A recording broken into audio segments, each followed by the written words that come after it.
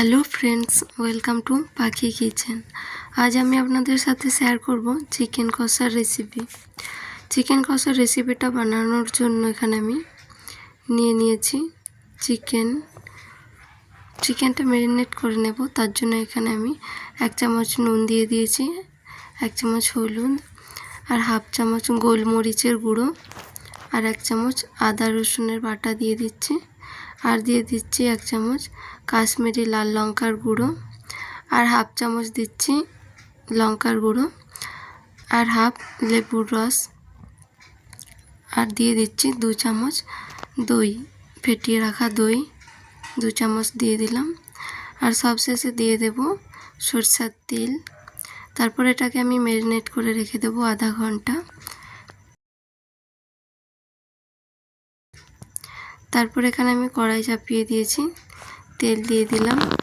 তেলটা গরম হয়ে গেলে এখানে আমি দিয়ে দিচ্ছি গোটা গরম মশলা, যেমন নিয়েছি 1টা শুকনো লঙ্কা, 3টে লবঙ্গ, 3টা এলাচ, 1টা তেজপাতা, হাফ চামচ গোটা জিরে, আর গোলমরিচ নিয়েছি 2টো। গোটা গরম মশলাটা কয়েক সেকেন্ড ভেজে নিয়ে দিয়ে দিচ্ছি কুচনো পেঁয়াজটা কিছুক্ষণ আমি ভেজে নেব।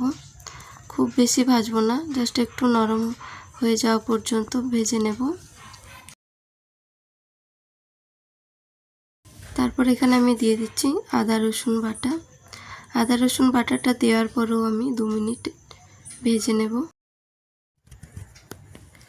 তারপর গ্যাসের ফ্লেমটা লোতে রেখে এক এক করে আমি মশলাগুলো দিয়ে দেব। দিয়ে দিচ্ছি 1 চামচ হলুদ,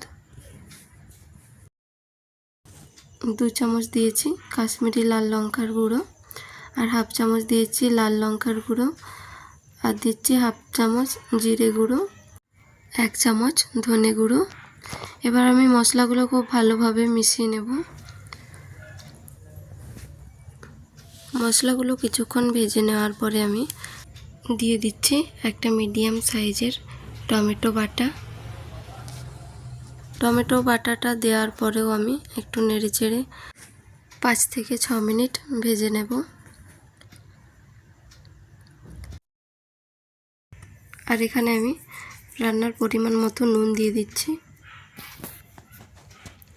নুনটা দিয়েও ভালোভাবে একটু নেড়েচেড়ে নিচ্ছি। তারপর এখানে আমি একটু মশলাতে জল অ্যাড করে দিচ্ছি।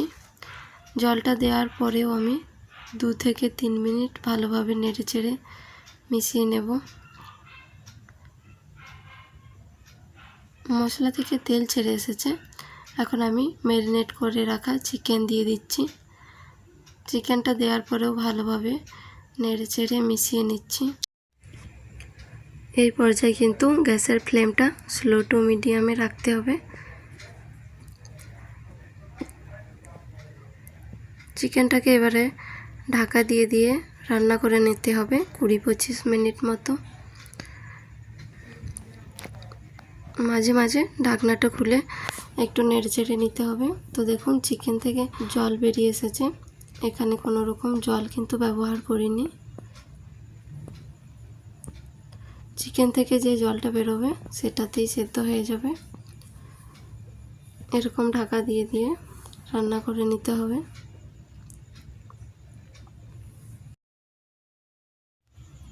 চিকেনটা এভাবে কষাতেই কিন্তু চিকেনের কালারটাও চলে আসবে। 20 থেকে 25 মিনিট এভাবে আমি চিকেনটা কষিয়ে নিয়েছি।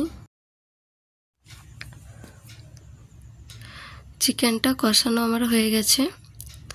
এখন আমি উপর দিয়ে কিছু ধনেপাতা দিয়ে দিচ্ছি, আর দিয়ে দিচ্ছি গরম মশলা।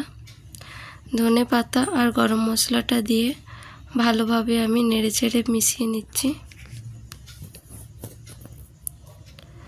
ধনেপাতা আর গরম মশলাটা দেওয়ার পরে এভাবে একটু নেড়েচেড়ে নিয়ে নিলে পরিবেশনের জন্য রেডি আমাদের চিকেন কষা।